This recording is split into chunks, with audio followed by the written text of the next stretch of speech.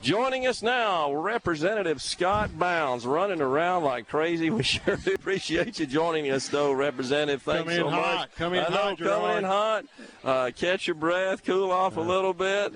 What do you think? I think it looks like the crowd is certainly funneling in. It looks like the Neshoba County Fair is what it looks like. I just left the podium speaking down here. It's one of the privileges I have as being a district elected official to speak at the Neshoba County Fair. I think this was my 19th one to speak at. 19th one, to speak at. So it's an honor to be able to come down here and speak at the fair and all that. But they didn't come to hear me. We got Commissioner Simmons going on right now, and the Lieutenant Governor be on. And so we're rocking and rolling. They did come to hear you, though, Representative. This is your district.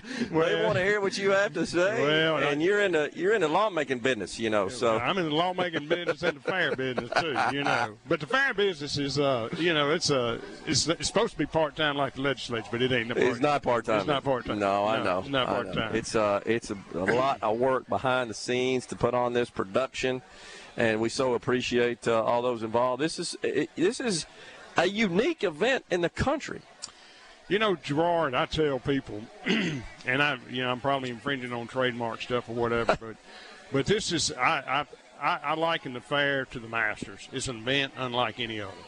And good analogy. I like that. It's an event unlike any other, and these aren't cabin owners around us. These are our patrons. Yeah. And I like it. We try to put on a great show, but it is a unique event, and it's not for everybody. I'm not going to sit here and say it's the mecca of events or anything, but I think if you ever get a real good taste of the fair, that you will understand and you'll be back. Absolutely. I tell you, we've had this year, the weather's been a challenge. Yeah. But I hope on the surface that we've done a good job, but below the weeds, we've had some challenges, just logistic things. But that it don't scare people off, though, does it? No, it don't. We've had a great crowd so far. Had a great crowd with a Hardy show last night. He really put on a fantastic show. Yeah. And so looking forward to Trace Atkins tonight, Jordan Davis. Wow. Thursday night in Riley Green. So we've got we still got a lot to go this. We got a lot to go this. Well, that's what we're here for. 2021 fair. All right, so how has it changed? 19 years, and you've been coming all your life. How's it changed? Well, so I would tell you, being program chairman and everything that has to do with the program down here is going to come through me. Yeah. It's amazing. We're on the board. We're very passionate about keeping the institution of the fair what it is. Sure. I mean, the fair is founded on – it started as an agricultural fair. Those aspects are still very important. But I think, Gerard, if I had to say what has changed, it has been the me attitude, my attitude, that, people, if I have a position on something, I want to be able to come in there and convey it on, and we're a private association, and we understand and respect the ability of people to have their positions, but we're not going to turn this into an advocacy or a political cause event. We're just not going to do it. Yeah. And so, anyway, I guess that's just the politics of it has changed just in the 19 years that I've been in the legislature. I guess just the me and mine, give it to me, and that's a good point. I haven't thought through that, and of course, as you well know. The route to public office, the route to public office in Mississippi, certainly at the statewide level, it comes right through the Neshoba County Fair, does it not? It does, and that's one of the things. Obviously, the fair is known for is its political speaking program. Yeah, we as a board, me as a program chairman, we have a.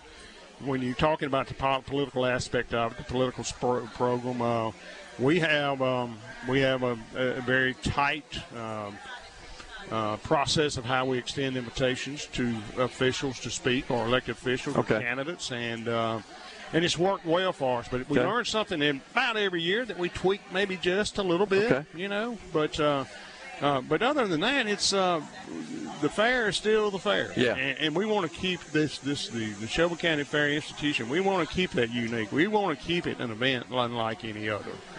And of course, as you know, national political figures have come through here as well. Who could forget Ronald Reagan, 1980, and launching his campaign? A lot of people were. I had someone who worked for my company for many years that was present, who actually worked on the Reagan campaign at that time, has a giant framed picture, of him standing at that stage there, making his speech.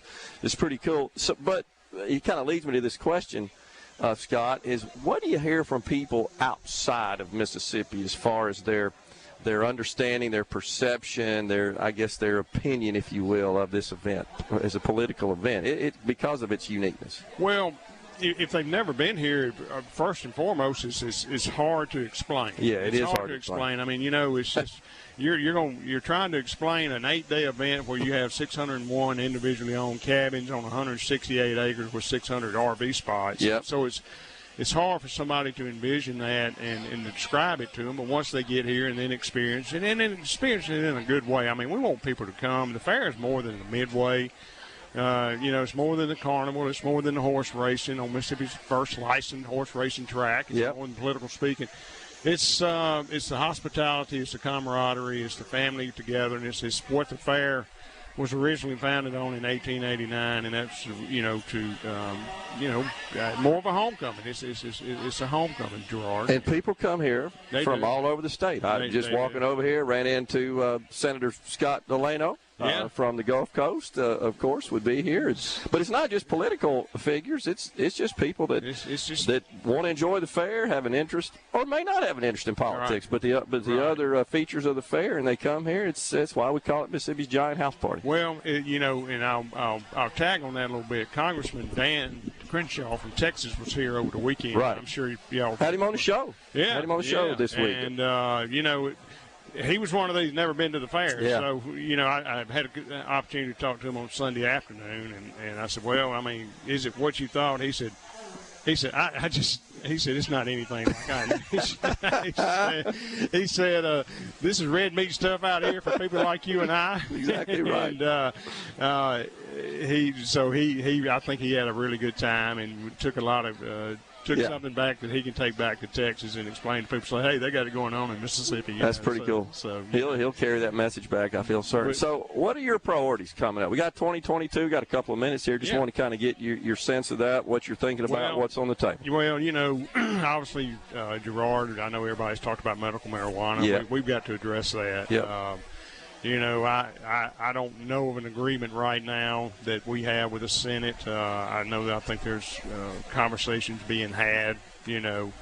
I think that will be the first thing if the governor exercises his option to call us back into a special session. I think that's what we would do. Obviously, the initiative process, I would like to see us wait until January to do anything on this initiative process. I think that is something that needs more debate than what we could do in a special session. And a lot of moving parts to that. It's a lot of moving parts to it, and we want to get it right because we do not want to take away that voice from the people to have that option to exercise their voice if their legislature doesn't do like they want to. But it's got to be done right, and so I would like to see us. But the medical marijuana thing, we've been very blessed. Commissioner Simmons locally here has been very good with us on infrastructure projects. So. Just the things, I know the speaker will talk more tomorrow about his income tax plan, and he'll speak tomorrow. So we'll, I think those are the big things that are coming up. But I think right now people are looking to see what the legislature's going to do with the medical marijuana. Yeah, I think that's right. That seems to kind of be top of the list, and that's just because the Supreme Court struck it down after it went to the it went to the ballot box. Right. But on the ballot initiative situation, I think you're right, because the worst thing you could do is rush through that, get something out there, and then there's something that slips through the cracks because it just didn't get addressed. Right. And then it's kind of hard to undo that. So. Well, yeah, and in a special session, we need to have agreements, and we need to get in and get out. The public don't like for us to stay in special session. And I just think it's one of those issues, Gerard, that just is going to require, in my mind and opinion, just a little bit more little bit more consideration of debate and discussion, before we move forward on that. But well, we look forward to it. It should be a lively and interesting session at a minimum. It should be. It's like Christmas Eve. Next year will be Election Eve. That's exactly right. Appreciate it. We'll be back in. I appreciate y'all being here. Hope it's a great day. Absolutely. We do too, and I'm sure it will be. We look forward to the rest of the day. We got Commissioner Willie Simmons coming up, Delbert Hoseman, Sean Tyndall. Representative Scott Bounds has been our guest. We so appreciate him coming on the JT Show. We'll be right back. Stay with us.